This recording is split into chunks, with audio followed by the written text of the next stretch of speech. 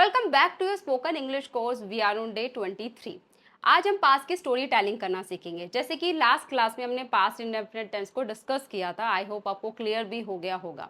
लेकिन आज हम पास्ट इंडेफिनिट टेंस को यूज कर पास्ट की स्टोरी टेलिंग करना सीखेंगे, क्योंकि जब भी आप पास्ट के कोई इंसिडेंट के बारे में बताते हैं तो सबसे ज्यादा हम पास्ट इंडेफिनिट टेंस का ही यूज करते हैं, जिसे आप सिंपल पास्ट टेंस भी कहते हो। तो चलिए आज हम पास्ट की स्टोरी टेलिंग करना सीखते हैं, किस तरह से हम पास्ट इंडेफिनिट टेंस को यूज कर इसको यूज करेंगे। तो चलिए शुरू करते हैं। Let's come to the screen. तो जैसे कि हमने लास्ट वाली क्लास में पास्ट इंडेफिनिट टेंस डिस्कस किया था, आप चाहें तो इस स्लाइड को एक बार और रीड कर सकते हैं। वैसे तो लास्ट वाली क्लास में मैंने अच्छे से समझा ही दिया था कि पास्ट इंडेफिनिट टेंस को हम यूज करते हैं जो भी काम आपने पास्ट में किया था, चाहे वो 2 साल पहले की बात हो, 2 महीने पहले की बात हो, 2 दिन पहले की बात हो, इवन 2 घंटे पहले की बात हो, तब भी आप पास्ट इंडेफिनिट टेंस का ही यूज करेंगे। तो ये मैंने सारी बातें आपको लास्ट वाली क्लास में बहुत अच्छे से एक्सप्लेन की थी। चलिए अब हम देखते हैं। तो यहाँ पे मैंने आपके लिए 2 स्टोरी रखी है, एक थोड़ी सी डिफिकल्ट लगेगी आपको और एक थोड़ी आसान है। तो पहले इजी वाली को डिस्कस करते हैं, जिसमें मैंने रखा है my yesterday routine. Yesterday routine कि कल आपने सुबह उठने से लेके सोने तक क्या क्या किया था, ये आपका यस्टरडे रूटीन रहेगा। ठीक है, तो यहाँ पर पूरे ही यस्टरडे रूटीन में आप वर्ब की सेकंड फॉर्म यूज करेंगे, आई प्लस सेकंड फॉर्म, आई प्लस सेकंड फॉर्म, आई प्लस सेकंड फॉर्म, और कुछ यूज नहीं होगा। आप देखते रहिएगा, सिर्फ आपको वर्ब की सेकंड फॉर्म यूज करनी आनी चाहिए। आप इतना बड़ा पैराग्राफ अच्छे से इंग्लिश में बोलना सीख जाओगे, बनाना सीख जाओगे। ये तो मैंने छोटा सा पैराग्राफ आपके लिए रखा है। अगर आपको बहुत अच्छे से यूज करना आ जाए इस टेंस को, तो बहुत कम से कम 3-4 पेजेस का पैराग्राफ अच्छे से पास्ट का बना सकते हो। तो चलिए देखते हैं। तो यहाँ पे पूरे ही इस स्टोरी में पास्ट इंडेफिनिट टेंस ही यूज हो रहा है बस। जैसे कि yesterday I walk up. Walk up क्या है? वर्ब की सेकंड फॉर्म है। वेकअप की सेकंड फॉर्म क्या होती है? Walk up. So yesterday I walk up at 6 AM। मैं 6 बजे उठी थी। ठीक है। I brushed. ब्रश की सेकंड फॉर्म क्या होती है? ब्रश्ड। ठीक है। I brushed my teeth and washed my face. Wash की सेकंड फॉर्म क्या होती है? वॉश्ड। फिर मैंने अपने दांतों को ब्रश किया और फेस को वॉश किया।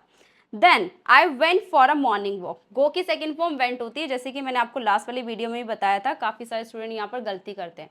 गो की सेकंड फॉर्म वेंट होती है। Okay, so I went for a morning walk. मैं मॉर्निंग वॉक के लिए गई। आफ्टर कमिंग बैक, वापस आने के बाद, I took a bath and had breakfast. मैं नहाई और मैंने ब्रेकफास्ट किया। ये जो टुक है ये वर्ब की सेकंड फॉर्म है। उसके बाद हैड जो है, खाने पीने की चीज़ों के लिए हम हैव का यूज़ करते हैं, और हैव की सेकंड फॉर्म होती है हैड। तो यहाँ पर फिर मैंने हैड का यूज़ किया कि फिर मैंने ब्रेकफास्ट किया। Next, I studied for a few hours in the morning. मतलब मॉर्निंग में मैंने कुछ घंटों के लिए पढ़ाई की, कुछ देर पढ़ाई की, कुछ भी कह सकते हैं आप। तो यहाँ पर स्टडी की सेकंड फॉर्म क्या है? स्टडीड। स्टडीड। यहाँ पे मैंने एक स्टूडेंट को बोलते हुए सीखा था स्टडाइड। स्टडाइड ऐसा कुछ भी नहीं होता है, ऐसा कोई वर्ड प्रोनाउंस करते ही नहीं है, इसको बोलेंगे स्टडीड। सिर्फ और सिर्फ आप डी का साउंड बोलिए, स्टडीड। स्टडीड। जितनी भी वर्ब की सेकंड फॉर्म है जिसके लास्ट में ईडी लगता है, तो वहां आपको सिर्फ डी का ही साउंड निकालना होता है, स्टडीड। Okay, studied. तो यहाँ पे स्टडाइड ऐसा कुछ मत बोलिएगा, स्टडीड बोलते हैं। I studied for a few hours in the morning. कुछ घंटे मैंने पढ़ाई की मॉर्निंग में। लेटर मतलब उसके बाद। आई हेल्प्ड। हेल्प की सेकंड फॉर्म क्या होती है? हेल्प्ड। अब आप इसे हेल्पेड नहीं बोलेंगे, हेल्प्ड। मैं सिर्फ डी का साउंड बोल रही हूँ। हेल्प्ड। हेल्प्ड। हेल्पेड नहीं होगा। I help my family at home. घर पर मैंने अपनी मम्मी की अपनी फैमिली की मदद की। नेक्स्ट है I had lunch at 1 PM। 1 बजे मैंने लंच किया। यहाँ पर वापस से मैंने हैड का यूज़ किया है। मैं आपको एक बात बताना चाहूँगी डिटेल में, जब भी आप कुछ भी खाने पीने की चीज़ों के बारे में बात कर रहे हैं, तो आप वैसे खाने के लिए ईट का यूज़ करते हैं और पीने के लिए ड्रिंक का यूज़ करते हैं। कई सारे स्टूडेंट टेक का भी यूज़ करते हैं, लेकिन आप टेक की जगह, ड्रिंक की जगह और ईट की जगह, इन सब की जगह पर आप हैव का यूज़ कर सकते हैं। हैव को हम यूज़ करते हैं जब भी आप कुछ भी खाने पीने की चीज़ों के बारे में बात कर रहे हैं, तो वहाँ पर आप हैव का यूज़ कर सकते हैं। Have T, have coffee, have lunch, have breakfast. ठीक है। तो उसके बाद मैंने 1 बजे लंच किया। I had lunch at 1 PM। In the afternoon, afternoon में I completed my homework. Complete की second form completed. I completed my homework and watched some videos. मैंने कुछ वीडियोज देखी, अपना होमवर्क कंप्लीट किया। इन द इवनिंग, इवनिंग में I played with my friends. मैं अपने फ्रेंड्स के साथ खेली। ठीक है। प्ले की second form played. I return home before sunset. Sunset के बाद मैं अपने घर वापस आई, मतलब खेलने के बाद आप अपने घर पर वापस आए। यहाँ पे रिटर्न की सेकेंड फॉर्म रिटर्न है। ओके, यहाँ पे डिड आ रहा है। ठीक है। डू की सेकेंड फॉर्म डिड होती है। I did my revision for school. मैंने स्कूल के लिए अपनी रिविजन की। At night I had dinner with my family. Night में मैं अपनी फैमिली के साथ में डिनर किया। Finally I went to bed at 10:30 PM। Finally मैं 10 साढ़े 10 बजे सोने के लिए चली गई। तो इस तरह से आप इसका यूज़ करेंगे, it was a productive and good day. ठीक है, तो ये मैंने बिल्कुल सिंपल यूज़ किया, यहाँ पे सिर्फ और सिर्फ पास्ट इंडेफिनिट टेंस ही यूज़ कर रहे हैं आप। तो पहले तो आप इस तरह से अपना यस्टरडे रूटीन बताइए, कम से कम 2-3 पेजेस पर आप अपना रूटीन बताइए, छोटी छोटी बातों को डिस्क्राइब करना सीखिए कि खाना खाने को क्या कहेंगे, मुंह धोने को क्या कहेंगे, नहाने को क्या कहेंगे, लिखने को, होमवर्क करने को, कपड़े पहनने को, कपड़े चेंज करने को, सारी जितनी भी एक्टिविटीज़ आपने कल सुबह उठने से लेके सोने तक की छोटी छोटी एक्टिविटीज़ को भी आप बताइए आप अपने यस्टरडे रूटीन में, क्योंकि अभी आप सीख रहे हैं, ठीक है, आप लर्निंग कर रहे हैं, तो अभी लर्निंग करना ज़रूरी है। तो आप हर एक छोटी छोटी बात को डिस्क्राइब करना, मैं ये नहीं कहूँगी कि अगर आप इंटरव्यू की तैयारी कर रहे हैं तो आप बहुत डिटेल में इस टॉपिक को बताएं, नहीं, आपको शॉर्ट में ही बताना होता है वहाँ पर। लेकिन अभी आप स्पोकन इंग्लिश सीख रहे हो, अभी आप बिगनर लेवल पर हो, तो आप डिटेल में जितना जाएंगे ना किसी भी टॉपिक में, उतनी ज़्यादा आपको वर्ब की सेकंड फॉर्म याद करने को मिलेंगी, उतनी ज़्यादा सेकंड फॉर्म आप यूज़ कर पाएंगे। तो ये तो बहुत ईजी था, जो हर एक स्टूडेंट बना सकता है अगर आपको पास्ट इंडेफिनिट टेंस अच्छे से आ गया है और आपको वर्ब की सेकंड फॉर्म याद हो गई है, ठीक है। अब इसके बाद जो थोड़ा सा डिफिकल्ट है उनके लिए भी मैंने एक स्टोरी रखी है।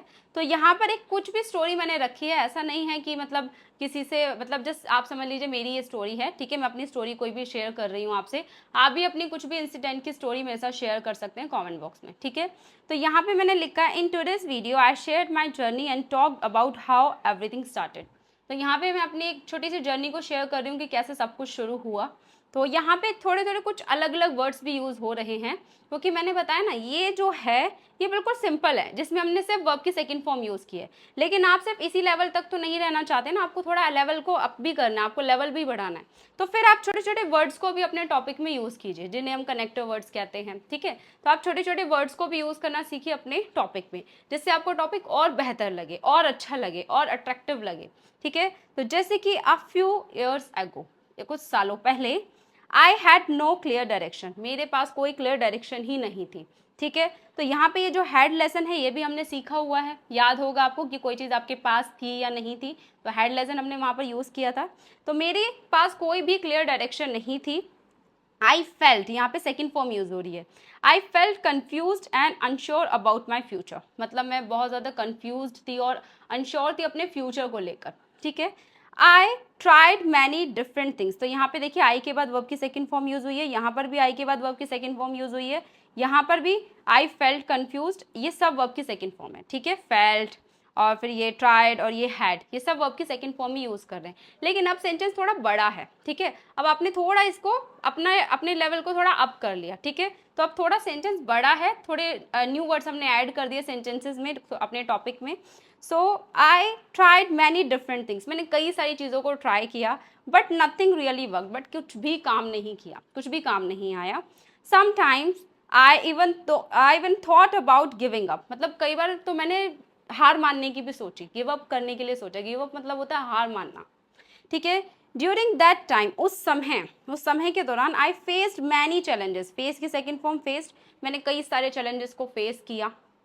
आई फेल सेवरल टाइम्स मतलब होता है कई बार, मैं कई बार फेल हुई, ठीक है, फेल की सेकेंड फॉर्म फेल्ड, मैं कई बार फेल हुई। I made a lot of mistakes, मैंने कई सारी गलतियां भी की, तो मेड की सेकेंड फॉर्म होती है मेड, और गलती करने को कहते हैं मेक अ मिस्टेक। तो मैंने कई सारी गलतियां की, जब मतलब यहाँ पे एक तरीके से मैं अपनी इंग्लिश लैंग्वेज सीखने की जर्नी आपके साथ शेयर कर रही हूँ, ठीक है। तो मैंने कई सारी गलतियां की। पीपल डाउटेड मी, पीपल जो लोग थे वो मुझ पर डाउट करते थे, तो डाउट भी एक वर्ब है, और डाउट की सेकेंड फॉर्म डाउटेड, तो पीपल मुझ पे डाउट करते थे, लोग मुझ पे डाउट करते थे। And I doubted myself too, मैं खुद पर भी डाउट करती थी, मतलब मुझे भी खुद पर डाउट रहता था, मैं सही हूँ गलत हूँ, मुझे ऐसा डाउट रहता था अपने ऊपर। However, I kept going and refused to quit, मतलब मैं फिर उसके बाद मैंने क्या किया, मैंने मतलब इनकार किया कि मुझे गिव अप नहीं करना है, ठीक है। मैं kept going मतलब मैं करती रही उस काम को, ठीक है। मैंने सोचा कि चलो अब इसको कंटिन्यू रखते हैं और मैं क्विट करती हूँ, गिव अप करना। तो इस तरह से आप इस सेंटेंस का मीनिंग निकाल सकते हैं।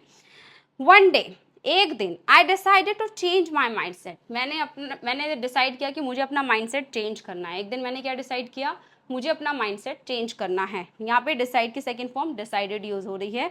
और यहाँ पे एक रूल मैं आपको सिखाना चाहूँगी, जब भी एक सेंटेंस में आप वर्ब की सेकंड फॉर्म यूज़ कर लेते हैं, जैसे डिसाइडेड भी वर्ब है और चेंज भी वर्ब है, तो यहाँ पर चेंज तो वर्ब की फर्स्ट फॉर्म बनकर यूज हुआ है, लेकिन डिसाइडेड वर्ब की सेकंड फॉर्म बनकर यूज हुआ है। तो क्या यहाँ पे हम रूल सीख रहे हैं, यहाँ हम एक रूल सीख रहे हैं इंग्लिश ग्रामर का कि जब भी सेंटेंस में एक बार वर्ब की सेकंड फॉर्म आ गई तो उसके बाद फिर आपको वर्ब की सेकंड फॉर्म यूज नहीं करनी है। एक ही बार वर्ब की सेकंड फॉर्म यूज करते हैं, उसके बाद फिर रूल क्या रहेगा, टू लगाकर आप वर्ब की फर्स्ट फॉर्म यूज कर सकते हैं। जैसे कि I decided to change my mindset, ठीक है, फिर मैंने डिसाइड किया अपने माइंड सेट को चेंज करने का।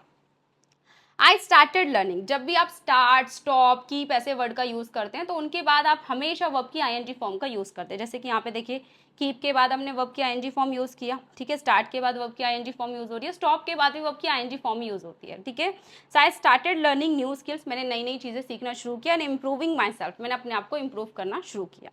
I worked hard every day, मैंने हर दिन मेहनत की। वर्कड हार्ड मतलब होता है बहुत मेहनत करना। कई सारे स्टूडेंट बोलते हैं हार्ड वर्क, हार्ड वर्क कोई वर्ब नहीं है, वर्कड हार्ड एक वर्ब है, ठीक है।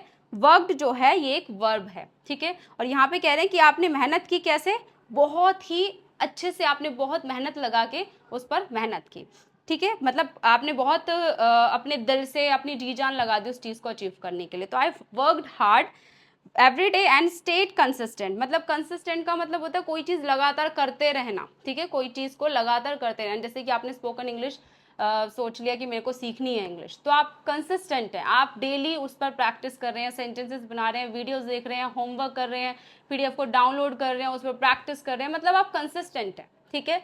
तो किसी भी चीज़ को करते रहना लगातार। तो ये मैंने क्या किया कि मैंने बहुत मेहनत की हर दिन, और स्टेट कंसिस्टेंट मतलब मैं कंसिस्टेंट रही, मैं उस चीज़ को लगातार करती रही। Next, slowly things begin to change, धीरे धीरे चीज़ें चेंज होने लगी। बिगेन टू चेंज का मतलब होता है, ये वर्ब की सेकेंड फॉर्म है कि धीरे धीरे चीज़ें चेंज होने की शुरुआत हुई, धीरे धीरे चेंज होने लगी चीज़ें। आफ्टर सम टाइम, कुछ समय बाद, आई सो रियल प्रोग्रेस, कुछ समय बाद मैंने रियली बहुत अच्छा प्रोग्रेस देखा, ठीक है। आई अचीव्ड माई गोल्स, मैंने अपने गोल्स को अचीव किया। I am felt proud of my self, मैंने खुद पर प्राउड फील किया, ठीक है। All the hard work finally paid of, मतलब जितना भी मैंने मेहनत की वो सारी चीज़ें रंग लाई, ठीक है, वो जो मेरी मेहनत थी वो सारी मेरी मेहनत रंग लाई। इट वॉजंट ईजी, ये ईजी नहीं था, बट इट वॉज वॉथ इट, मतलब ये आसान नहीं था, बहुत मेहनत लगी ये सब चीज़ें करने में। तो बस यही मैं आपको यहाँ पर स्टोरी बताना चाहती थी कि किस तरह से मैंने इंग्लिश सीखने की शुरुआत की और कितनी सारी चीज़ें फेस की, और किस तरह मैं कंसिस्टेंट रही अपनी इंग्लिश लैंग्वेज को लेकर कि मुझे सीखना ही है। मैं भी हिंदी मीडियम स्कूल से हूँ, बट मैंने ठान लिया था कि मुझे सीखना है, मुझे चीज़ें करनी है, ओके। और इवन मैंने ना कोई कोर्स भी नहीं खरीदा, मैंने जो भी चीज़ें सीखी हैं यूट्यूब से सीखी हैं। इसीलिए मैं चाहती हूँ कि आपको यूट्यूब पर वो सब मिले, आपको कोई भी कहीं पर भी पैसे देने की ज़रूरत ना पड़े। मैं अपनी क्लासेस की भी कह रही हूँ कि मुझे भी पेड क्लासेस में एडमिशन मत दीजिए, आप यहीं से वीडियो से बहुत सारी चीज़ें सीख सकते हैं। बहुत सारे यूट्यूबर्स बैठे हैं, मैं सिर्फ अपनी बात नहीं कर रही हूँ, आपको जो टीचर बेस्ट लगे आप उनकी वीडियोस देखिए। आपको कोई ज़रूरत नहीं है कि कहीं पर आप पेड क्लासेस ज्वाइन करें। काफ़ी सारे स्टूडेंट्स 15,000, 20,000, 25,000 पे करते हैं इंग्लिश सीखने के लिए। ऐसा कुछ नहीं है इसमें कि आपको 15,000 पे करना, आपको 15 रुपये भी पे नहीं करने हैं, ठीक है। आपको फ्री में वीडियोज़ मिल रही है, फ्री में पीडीएफ्स मिल रहे हैं, बस आपको प्रैक्टिस करनी है और कंसिस्टेंट रहना है। जैसे कि मैंने यहाँ पे बताया कि मैं भी उस चीज़ को लगातार करती रही, किसी चीज़ के पीछे पड़ जाना है आपको, ठीक है। तो so that was my story, ये सब मेरी स्टोरी थी। तो बस यही यहाँ पर मैंने आपको बताना चाहा था कि किस तरह से आप इंग्लिश लैंग्वेज को सीख सकते हैं कंसिस्टेंट रहकर। तो चलिए, ये थी थोड़ी सी हार्ड स्टोरी और ये थी थोड़ी सी ईजी।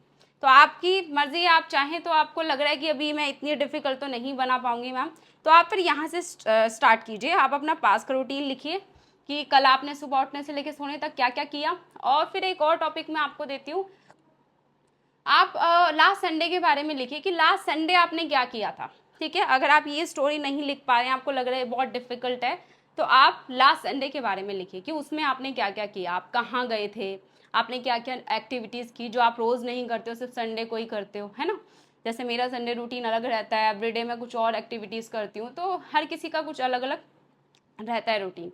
तो प्लीज़ आप ये वाली स्टोरी लिखना चाहें तो लिख सकते हैं, ठीक है। अपने कोई भी इंसिडेंट को आप डिस्क्राइब कर सकते हैं, कमेंट बॉक्स में मुझे बता सकते हैं। और अगर डिफिकल्ट लग रहा है तो सिंपल आप बस 2 टॉपिक लिख कर देखो, एक तो अबाउट यस्टरडे कि कल आपने सुबह उठने से लेकर सोने तक क्या क्या किया, और लास्ट संडे आपने क्या क्या किया, ठीक है।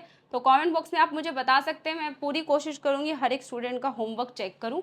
तो प्लीज़ आपके लिए होमवर्क है, 2 टॉपिक्स मैंने आपको दिए हैं, पीडीएफ को आप डाउनलोड कर सकते हैं हमारे टेलीग्राम चैनल पर जाकर फ्री में। ओके, बस आप वीडियो को लाइक कर कर जाइएगा। आपकी एक लाइक से ये वीडियो उन सभी स्टूडेंट्स तक पहुंच जाएगी जिनको इस वीडियो की ज़रूरत है। जैसे कि मैंने आपको बताया, मैं फ्री पीडीएफ्स आपको प्रोवाइड कराती हूँ, फ्री वीडियोस प्रोवाइड कराती हूँ, ताकि आपको कहीं पर भी पेड क्लासेस में एडमिशन लेने की ज़रूरत ना पड़े। तो प्लीज़ बस एक लाइक कर दीजिएगा ताकि ये वीडियो उन सभी स्टूडेंट्स तक पहुँच जाए जो फ्री में इंग्लिश सीखना चाहते हैं। तो चलिए मिलते हैं नेक्स्ट क्लास में। ऑल द बेस्ट, जय हिंद।